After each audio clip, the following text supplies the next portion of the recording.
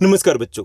आज हम पढ़ने और समझने वाले हैं क्लास 9th एसएसटी सामाजिक विज्ञान की वर्कशीट नंबर 32 यानी कार्यपत्रक संख्या 32 को।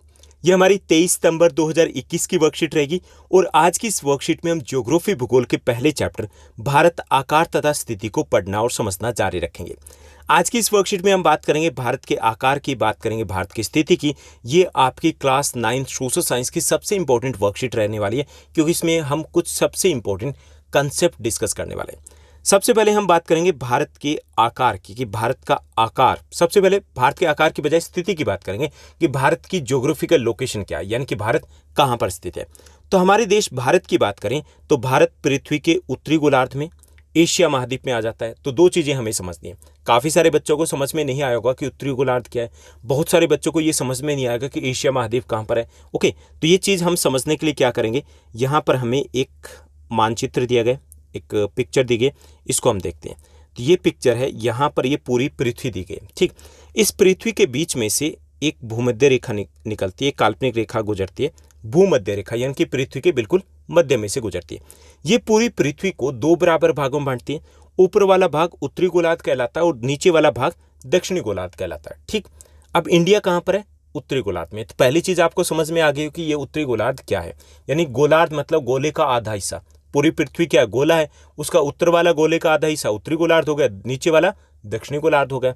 तो हम इंडिया कहाँ आता है? उत्तरी गोलार्ध में आता है। दूसरी लाइन थी कि इंडिया एशिया महाद्वीप में है। अब महाद्वीप क्या है कि पूरी पृथ्वी के ऊपर 7 महाद्वीप दिए गए, उनमें से ये एशिया महाद्वीप है। यहाँ पर ये आपका यूरोप महाद्वीप है, ये आपका उत्तरी अमेरिका महाद्वीप है, ये दक्षिणी अमेरिका महाद्वीप है, ये अफ्रीका महाद्वीप है, ये आपका ऑस्ट्रेलिया महाद्वीप है, और यहाँ पर ये दिया गया आपका अंटार्कटिका महाद्वीप। ठीक, इसमें से एशिया महाद्वीप है सबसे बड़ा महाद्वीप है और ऑस्ट्रेलिया महाद्वीप सबसे छोटा महाद्वीप है। हम एशिया महाद्वीप के बिल्कुल दक्षिण में आ जाते हैं, इसलिए इंडिया को हम दक्षिणी एशियाई देश के नाम से जानते हैं। ठीक, तो ये हो गया हमारा कि भारत उत्तरी गोलार्ध में है और एशिया महाद्वीप के दक्षिणी भाग में। यहाँ तक आपको समझ में आ गया होगा। उसके बाद भारत के ज्योग्राफिकल लोकेशन की बात करेंगे। हालांकि थोड़े से टाइम में हमें समझना है इसको, क्योंकि वर्कशीट को ज़्यादा लंबा नहीं करना, फिर भी हम समझने की कोशिश करेंगे कि ज्योग्राफिकल लोकेशन क्या है। जैसे आप जब ऑर्डर देते हो, आप ऑर्डर करते हो ना, जैसे अमेजोन पे ऑर्डर कर दिया, फ्लिपकार्ट पे ऑर्डर कर दिया, तो आप कैसे एड्रेस देते हो? ये देते हो कि आप गली में आना, वहाँ पे बनारसी दास हलवाई की दुकान है, उसके सामने जो सीधी गली जाएगी उसके सामने एक खंबा है, टूटा हुआ खंबा है, खंबे के सामने राइट साइड में टर्न लेने ना, और वहाँ पर एक रेड कलर की टंकी आपको दिखाई देगी मकान के ऊपर, उससे तीसरा घर हमारा है। ऐसे लिखते हो ना, और वो आपके ऑर्डर आ जाते हैं। ऐसे आते नहीं। आप कैसे लिखते हो? आप लिखते हो हाउस नंबर, आप उसमें फ्लोर लिखते हो, फर्स्ट सेकंड थर्ड फ्लोर, आप ब्लॉक लिखते हो, पिन कोड लिखते हो, तब जा करके एग्जैक्ट आपके घर वो पहुंच पाता है जो भी आप ऑर्डर करते हो। ओके, तो अब इंडिया को अगर हम लिखें तो एग्जैक्टली ये हमारा जो ज्योग्राफिकल लोकेशन होता है वो एग्जैक्टली पिन कोड वाला लोकेशन होता है, यानी इंडिया कहाँ पर है एग्जैक्टली। अगर हमें ग्लोब में फाइंड आउट करना हो तो हम कैसे लिखेंगे कि भारत है वो 8 डिग्री 4 मिनट से लेकर के 37 डिग्री 6 मिनट उत्तरी अक्षांश के बीच में स्थित है, और 68 डिग्री 7 मिनट से लेकर के 97 डिग्री 25 मिनट पूर्वी देशांतर के बीच में स्थित है। ठीक, ये भारत की वो पिन कोड वाली एग्जैक्ट ज्योग्राफिकल लोकेशन है। 8 डिग्री 4 मिनट से लेकर के 37 डिग्री 6 मिनट उत्तरी अक्षांश तथा 68 डिग्री 7 मिनट से लेकर के 97 डिग्री पूर्वी देशांतर है, इसके बीच में इंडिया जाता है। अब बहुत सारे बच्चे हैं, 99% जो बच्चे हैं उनको ये सारे कंसेप्ट समझ में नहीं आए। ये अक्षांश, देशांतर, उत्तरी, पूर्वी कहाँ से आ गए, ओके, डिग्री, मिनट कहाँ से आ गए। तो चलिए एक एक करके मैं बता देता हूँ कि जो हमने लिखा 8 डिग्री 4 मिनट, ठीक, ये जो यहाँ पे बिंदु लगाते हैं इसको बोलते हैं डिग्री। ठीक, और जो ये लगाते हैं ये बोलते हैं मिनट। पहली चीज़ तो इसकी प्रोनाउंसिएशन हमारी ठीक होनी चाहिए। ये है डिग्री और ये है हमारा मिनट। समझ में आ गया? ओके, और 1 डिग्री में होते हैं 60 मिनट। कितने मिनट होते हैं? 60 मिनट होते हैं। यानी कि इसमें अगर 30 मिनट होंगे तो उसको हम आधा मिनट कह सकते हैं। जैसे मान लीजिए कि 12.5 डिग्री 30 मिनट है तो उसको हम 12.5 डिग्री कह सकते हैं। कह सकते हैं नहीं, क्योंकि वो आधा हो गया। इतना समझ में आ गया कि इसको बोलेंगे कैसे। अब हमें समझना कि अक्षांश और देशांतर क्या है। ओके, उसके बाद हम बात करेंगे कि इंडिया कहाँ पर है। तो सबसे पहले मैं आपको बता दूं कि ये अक्षांश और देशांतर कहाँ पर है। तो ये पूरी पृथ्वी है, इसकी पृथ्वी के मध्य से एक काल्पनिक रेखा गुजरती है, उसको बोलते हैं भूमध्य रेखा, जिसकी हमने थोड़ी देर पहले बात की थी। इसकी वैल्यू है 0 डिग्री। ओके, अब इस भूमध्य रेखा के समानांतर, जैसे यहाँ पे ये रेखा हो गई, ये रेखाएं हो गई, ये रेखाएं हो गई, इस प्रकार बहुत सी रेखाएं गुजरती है। कहाँ? 0 डिग्री से स्टार्ट होकर के 90 डिग्री उत्तर में, ठीक, और 0 डिग्री से स्टार्ट होकर के 90 डिग्री दक्षिण में रेखाएं गुजरती है, ठीक। यानी कि ये रेखाएं हैं 0 डिग्री से 0 1 2 3 4 ऐसे उत्तर में है और 0 से 1 2 3 4 दक्षिण में। तो इनकी पहचान अलग से करने के लिए क्या किया गया, उत्तर वाले के साथ हम एन या फिर उत्तर लिखेंगे और दक्षिण वाले के साथ हम एस या फिर दक्षिण लिखेंगे ताकि पहचान हो जाए। ऐसे ही करते हो ना आप, अगर सेम रोल नंबर होते हैं, 2 सेक्शन होते हैं तो कैसे लिखोगे, section A roll number 1, section B roll number 1, ऐसे लिखते हो। तो ऐसे ही हम यहाँ पर लिखते हैं। तो ये जो भूमध्य रेखा है, इसके समानांतर ये जो रेखाएं, ये रेखाएं अक्षांश रेखाएं कहलाती है। लेटी हुई रेखाएं ना, तो इंग्लिश में इनको बोलते हैं लैटिट्यूड, ठीक। तो ये क्या है, अक्षांश रेखाएं। ओके, लेटी हुई रेखाएं थोड़ी सी छोटी दिख रही है ना, तो ये अक्षांश, छोटा नाम है अक्षांश रेखाएं। तो पहली चीज समझ में आ गई होगी कि ये अक्षांश रेखाएं कौन सी होती है, क्लियर। अब हमें समझना है देशांतर रेखाएं कौन सी होती है। तो इसमें से ये जो लंबी रेखाएं हैं, उत्तरी ध्रुव को दक्षिणी ध्रुव से जोड़ने वाली, ये जितनी भी रेखाएं आपको दिखाई दे रही है ऐसे, ओके, ये देशांतर रेखाएं कहलाती है। जो लंबी रेखाएं, इंग्लिश में बोलते हैं लॉन्गिट्यूड, लॉन्ग रेखाएं उनको लॉन्गिट्यूड बोलेंगे, लंबी रेखाओं को हमको क्या बोलेंगे, देशांतर बोलेंगे, ठीक। अब यहाँ पर उत्तरी और दक्षिणी अक्षांश थे, पूर्वी और पश्चिमी देशांतर है, वो कहाँ से आए, तो ये आपकी एक बार फिर से देखिए, ये आपकी भूमध्य रेखा है, ठीक। इसके समानांतर ये जो रेखाएं, जो उत्तर वाली रेखाएं जिनके आप आगे हमने एन लिखा, वो उत्तरी देशांतर कहलाते हैं। जिनके साथ हमने दक्षिण लिखा, दक्षिण वालों के साथ, वो आपके दक्षिणी देशांतर कहलाएंगे, ठीक। ऐसे जो पूरी पृथ्वी है उसके ऊपर एक रेखा है, उसको मान लिया जो लंदन से गुजरती है, उसको हमने 0 डिग्री की रेखा मान लिया, ओके। जैसे ये वाली रेखा, इसको तो मानने की जरूरत नहीं है, पृथ्वी है उसके बीच में से हमने एक काल्पनिक रेखा को रख दिया, वो हमारी 0 डिग्री हुई। लेकिन ऐसे जो बॉल होती है उसका तो बीच कोई होता ही नहीं ना, ऐसे जो लंबी बॉल होती है बीच होता है, कोई नहीं होता, कहीं पे भी बीच मानना होता है। तो हमने लंदन के पास से, ग्रीनविच के पास से एक जो लाइन गुजरती है, रेखा गुजरती है देशांतर, उसको हमने मान लिया 0 डिग्री की देशांतर। अब 0 डिग्री के इस साइड में जो है उसको हम पूर्वी देशांतर बोलते हैं और इस साइड में उसको हम बोलते हैं वेस्टर्न यानी कि पश्चिमी देशांतर, ओके। यानी कि पूरी पृथ्वी के ऊपर 4 गोलार्ध हो जाते हैं। भूमध्य रेखा 2 गोलार्धों में बांटती है, उत्तरी गोलार्ध और दक्षिणी गोलार्ध को। ऐसे जो 0 डिग्री की देशांतर रेखा है वो भी 2 गोलार्धों में बांटती है, पूर्वी गोलार्ध और ये पश्चिमी गोलार्ध में। अब इंडिया कहाँ पर आता है, इंडिया आता है उत्तरी गोलार्ध में तथा पूर्वी गोलार्ध में, ठीक। यहाँ तक समझ में आ गया कि देशांतर रेखाएं कौन सी है, पूर्वी देशांतर क्यों लिखते हैं, पश्चिमी देशांतर क्यों लिखते हैं, क्योंकि यहाँ देखिए कि ये 0 डिग्री की रेखा है। इससे इधर जो 0 से 180 तक होते हैं, 0 से 180 तक, 180 तक है, इनके साथ ईस्ट या पूर्वी लिखा जाएगा। पूर्वी लिखा जाएगा तो कन्फ्यूजन नहीं होगा, क्योंकि 0 से 180 तो इस साइड भी है, कंफ्यूज हो जाएंगे ना कौन से 180 की बात करें। तो यहाँ पर इनके साथ डब्ल्यू या फिर पश्चिम लिखा जाएगा ताकि क्लियर हो पाए, जैसे उत्तर और दक्षिण को हम क्लियर करते हैं। तो यहाँ पर बहुत सारी चीज़ें आपको बतानी है, बहुत सारी चीज़ें आपको क्लियर हो गई होगी कि डिग्री क्या होती है, मिनट क्या होती है, उत्तरी अक्षांश क्या होता है, दक्षिणी अक्षांश क्या होता है, पूर्वी देशांतर और पश्चिमी देशांतर क्या होता है। अब हम बात करेंगे कि ये कहाँ से आए। 8 डिग्री 4 मिनट से 37 डिग्री उत्तरी अक्षांश तथा 68 डिग्री 7 मिनट से 97 डिग्री पूर्वी देशांतर, ये कहाँ से निकल के आए। चलिए इसको बताता हूँ कि ये जो पृथ्वी है उस संपूर्ण पृथ्वी के ऊपर इंडिया यहाँ से है। तो इंडिया के यहाँ से जो देशांतर रेखा गुजरती है वो है 8 डिग्री 4 मिनट की रेखा। कितनी है, 8 डिग्री 4 मिनट की रेखा।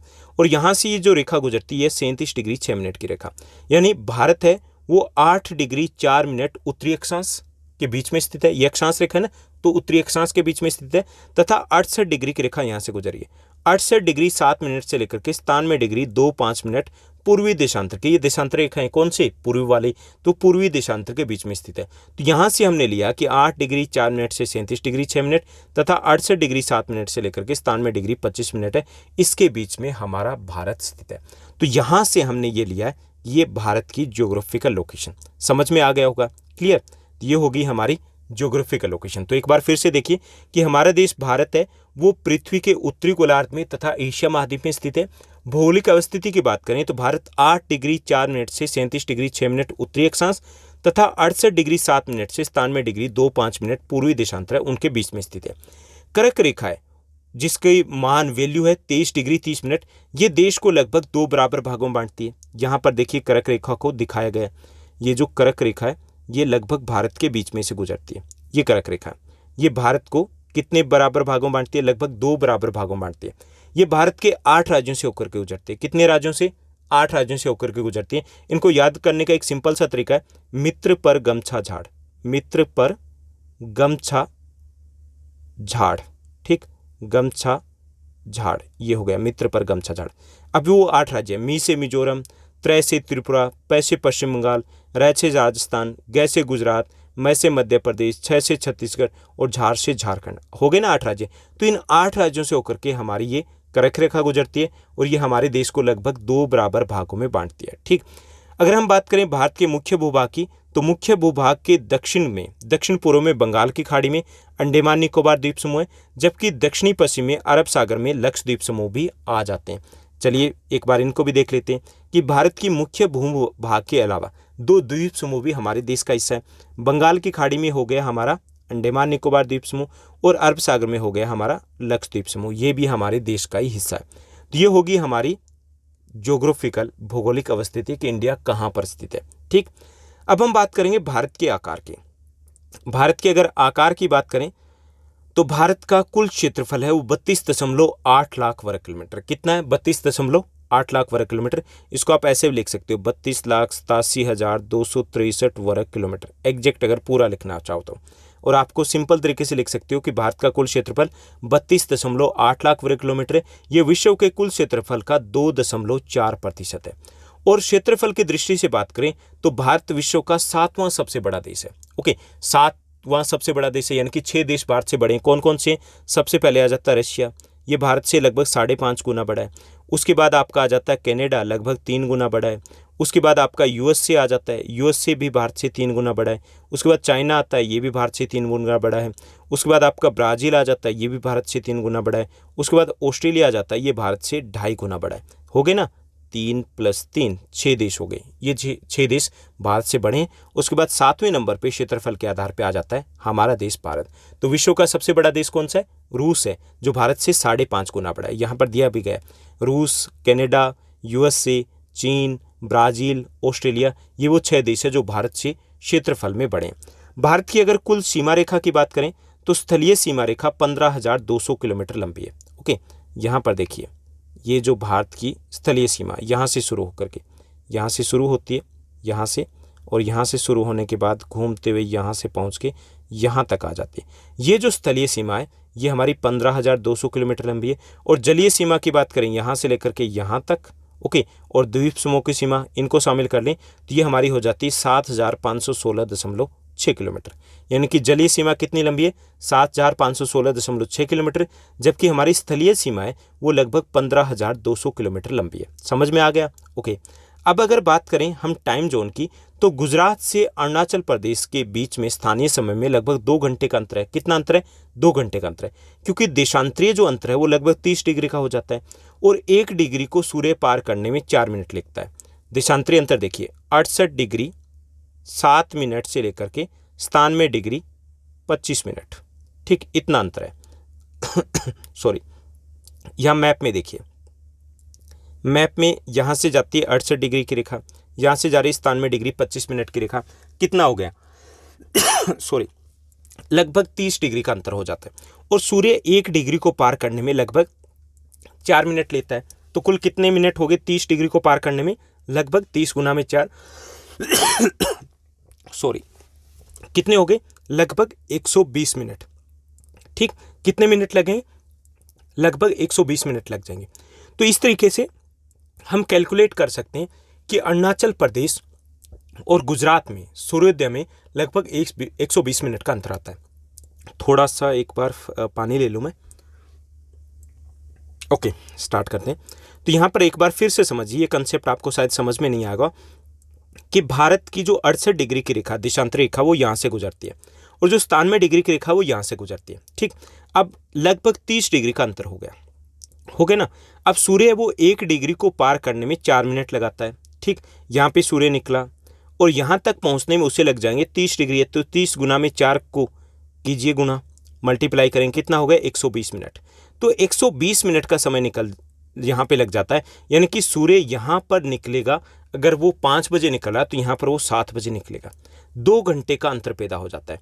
अब पूरे देश में सूर्य तो उसी के अनुसार निकलेगा।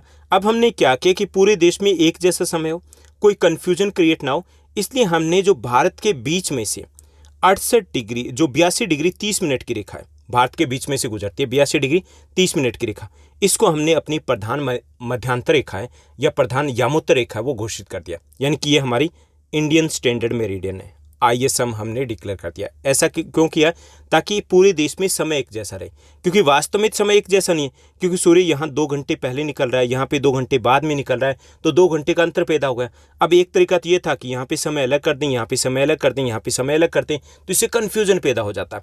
अब उस कन्फ्यूजन को दूर करने के लिए हमने क्या किया, एक रास्ता निकाला कि देश के बीच में से हम घड़ियाँ सेट कर लेते हैं इस लाइन के अकॉर्डिंग कि यहाँ पे जब सूर्य सीधा चमकेगा तो हम मान लेंगे कि देश में 12 बज गए। ठीक, उसी आधार पे हमने घड़ियाँ सेट कर दी। तो ये जो हमारी इंडियन स्टैंडर्ड मेरिडियन है, इसकी वैल्यू क्या है, मान क्या है, यह 82 डिग्री 30 मिनट की रेखा कहाँ से गुजरती है? ये यूपी में, उत्तर प्रदेश में, इलाहाबाद के पास मिर्जापुर है, वहाँ से होकर के गुजरती है। ठीक, तो ये होगी हमारी प्रधान यामोत्तर रेखा। तो यहाँ पर हमने समझा कि भारत की स्थिति क्या है, भारत कहाँ पर स्थित है, भारत का आकार क्या है, भारत की लंबाई चौड़ाई कितनी है, और जो गुजरात और अरुणाचल प्रदेश है उनके समय के बीच में 2 घंटे का अंतर कैसे है। तो उम्मीद करता हूँ ये कंसेप्ट आपको अच्छे से समझ में आया होगा। अब हम आगे बढ़ेंगे और बात करेंगे प्रश्नोत्तर की। वैसे एक चीज़ आपको बता दूं कि ये जो पूरा चैप्टर है और इस चैप्टर के जितने भी मोस्ट इंपॉर्टेंट क्वेश्चंस हैं वो हम ऑलरेडी डिस्कस कर चुके हैं। तो आप प्लेलिस्ट में जाइए, फाइंड आउट कीजिए क्लास 9 सोशल साइंस, उसमें आपको ये पूरा चैप्टर मिल जाएगा।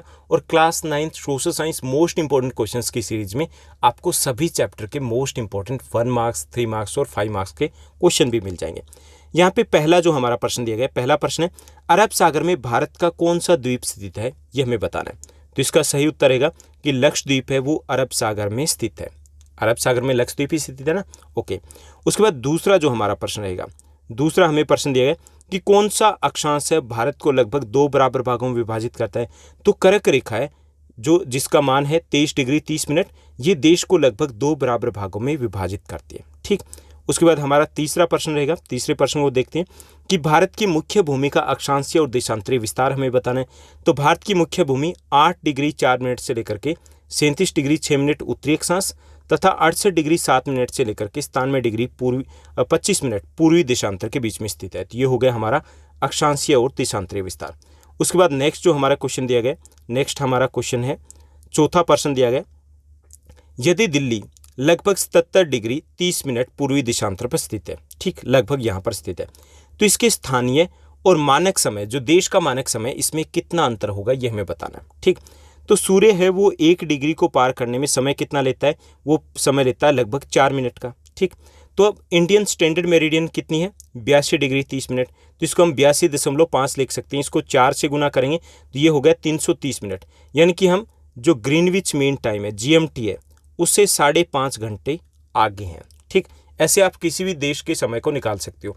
अगर वो ईस्ट में है, पूर्वी देशांतर है, तो ये आगे हो जाएगा, पश्चिमी देशांतर है तो वो पीछे हो जाएगा। ठीक, तो यहाँ पर हम पूर्वी देशांतर में, तो हम 3 घंटे 30 मिनट किससे 330 मिनट, यानी कि 5 घंटे 30 मिनट हम लंदन के टाइम से आगे चले। जब हमारे यहाँ पर रात के 8:30 बजते हैं तो लंदन में दोपहर के 3 बजे होते हैं। आप कभी भी चेक कर सकते हो इस चीज़ को। ओके, इस तरीके से भारत वो GMT से 5 घंटे 30 मिनट आगे, समझ में आ गया। अब दिल्ली की स्थिति कितनी है, 77 डिग्री 30 मिनट लगभग, यानी कि इसको हम 77.5 लेंगे, 4 से गुना करेंगे, कितना हो गया, 310 मिनट हो गए, यानी कि 5 घंटे 10 मिनट हो गए। इस तरीके से जो भारत का स्थानीय समय है और जो दिल्ली का स्थानीय समय और भारत का जो मानक समय है उसमें 20 मिनट का अंतर आ जाता है। समझ में आया ना, कंसेप्ट क्लियर हुआ होगा कि कैसे निकलेंगे कि भारत की जो प्रधान मध्यांतर रेखा वो तो ये है। ओके, इसका समय निकालने के लिए क्या करना होता है, हमें 4 से गुणा करना है। ओके, ये हो गया 330 मिनट, यानी कि 5 घंटे 30 मिनट का समय हो गया। तो हम हो गए GMT से 5 घंटे 30 मिनट आगे। अब दिल्ली का है ये स्थानीय समय, अगर हम लें तो ये दिल्ली का देशांतर हो गया, इसको हम 4 से गुना करेंगे, 310 मिनट, यानी कि 5 घंटे 10 मिनट हो गए। दोनों में अंतर फाइंड आउट करना है तो कितना हो गया, 20 मिनट का अंतर रह गया भारत के मानक समय और दिल्ली के लोकल समय में। ओके, अगर हम दिल्ली का अपना लोकल समय तय करते तो ये 20 मिनट हमारा क्या होता, उससे पीछे रहता। ठीक, तो ये थी हमारी आज की बेहद आसान वर्कशीट। उम्मीद करता हूँ आपको सब कुछ अच्छे से समझ में आया होगा। अगर आपको ये वीडियो वर्कशीट अच्छी लगी तो इस वर्कशीट को लाइक और शेयर जरूर कीजिएगा। आज के लिए बस इतना ही। Thank you, bye bye, have a nice day. मिलते हैं नेक्स्ट वीडियो में।